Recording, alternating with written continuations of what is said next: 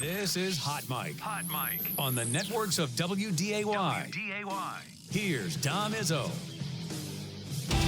Time to chat some hockey. Shot score!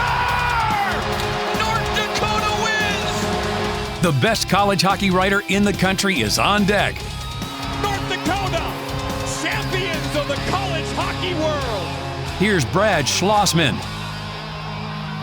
And Schloss joins us here from lovely Oxford, Ohio, University of North Dakota, back into conference play to take on Miami of Ohio. Hockey is irrelevant to me. Your tweet yesterday brought up instant firestorm because Skyline Chili, for some reason, has there's few foods out there that have this kind of visceral reaction. Gary Cohen, my favorite baseball play-by-play guy who does the Mets, eviscerated it a couple of years ago during a Mets game in Cincinnati. So you love this play. Give us the load. What do you get? First off, what do you have when you go there? Well, there's two options for most people. It's the whey, which is like the spaghetti, and then the chili and the cheese, or you can get the coney. So some people like the coney better. The whey I feel is like the traditional. Yes. Cincinnati chili, more traditional. So, yeah, it's very polarizing. People either love it right or hate it. There's not much like in between. No, I've had the coney. I like that. I think I haven't been there now in forever. If I were to do it again, I would do that. But there are few foods out there that get that kind of. Honestly, your tweet yesterday blew up again. Always does. Yeah. UND is back in conference play. 500 right now, Brad, I know is what no one wants to be talking about that follows UND hockey or certainly loves the program. Give me your assessment through 15 games of where things are at right now.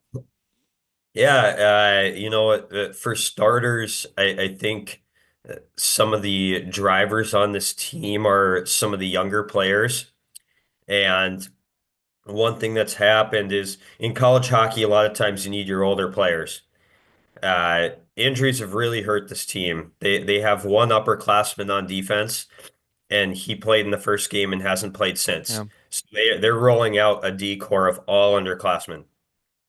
They've even had a forward playing D this year, and it's possible that forward will play on D again tonight. Up front, Cameron Burke's their first line center, a senior, one of their older players up front. He's missed half the season, just over half the season so far. They're 5-2 when he's in the lineup. I'd have to do the math here. What 2-5-1 when he's not in the lineup. So right away, I thought this team would go through ups and downs early in the year with such a young D-core.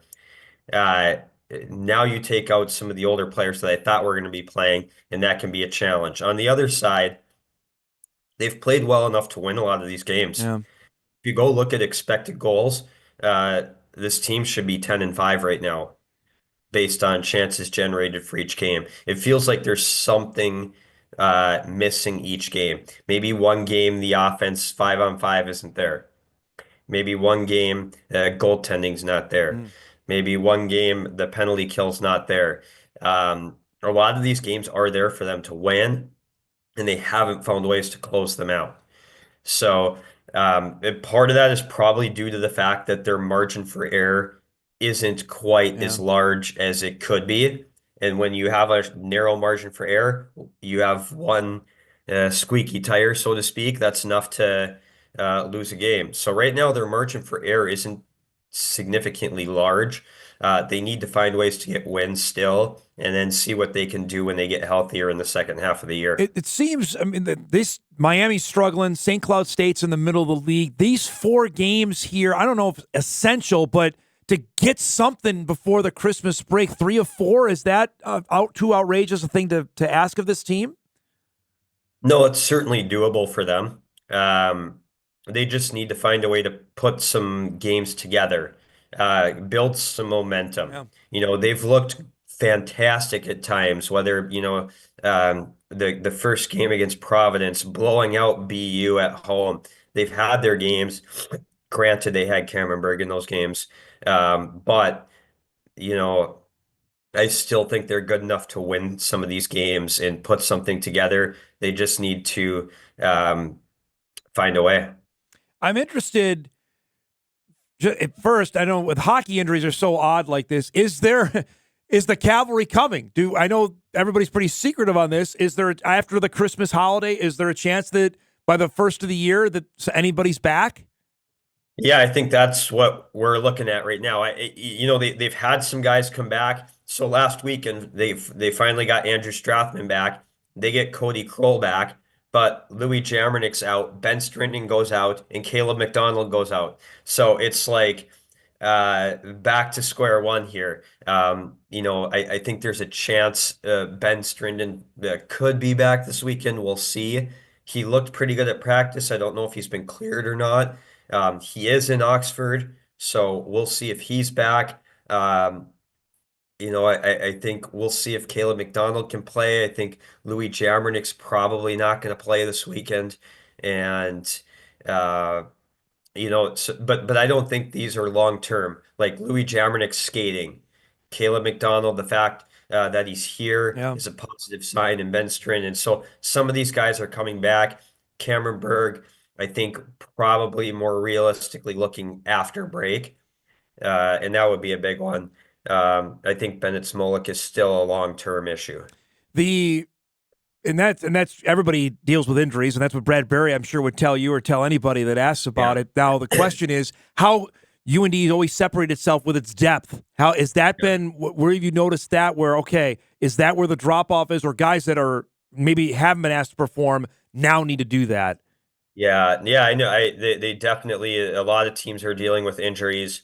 I don't think a lot of teams are addressing forwards at D right now because they're that banged up, and I don't know if there's a lot of first line centers out. I know Noah Laba missed a little bit for CC, and Lucius is out for ASU, Mm, but um, their depth I think is where it can come through, especially up front.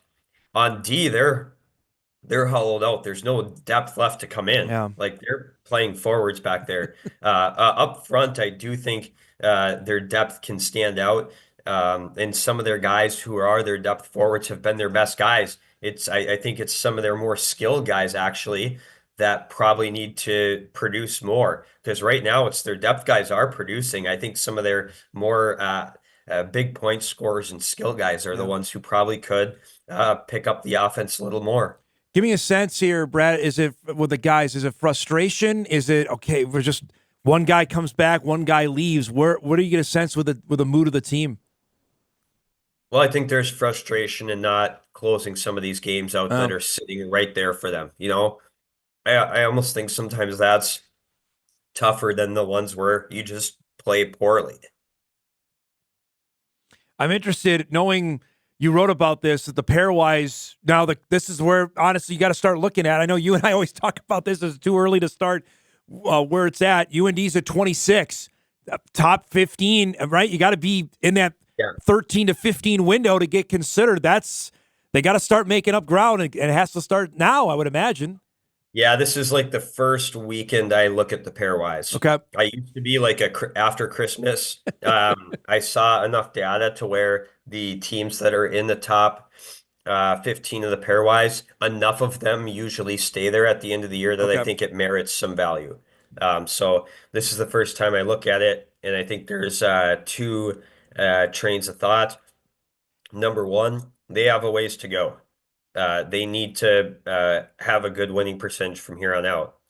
Uh, on the other side, there is still time. They're not even at the halfway point of the season yet. And I guess third, as you said, um, it has to start at some point because the longer it waits to Right. start, the steeper the hill climb it is. And I look And at it, they got 4 with Western Michigan and 2 with Denver. So, I mean, there's the opportunity right yeah. there. I mean, you know the pairwise formula better than I do, but if you got 6 games there and you win 4, that's got to launch you up, I would imagine, right? Yeah, they're playing good teams. Right. Like that's Brad Berry mentioned that in the NCHC there is an opportunity to move up because you are constantly playing top ranked teams. So that's there. But yeah, I mean they have to have a really good winning percentage from here on out. And so as you said, these are games where you want it to have happen because Miami could be a pairwise killer. You lose Yeah, games to right. Miami, and that will really hurt your pairwise. So, uh, That they have to find a way to win these games. that's way easier said than done when you're talking about like Western Michigan and Denver are two of the best teams going this year.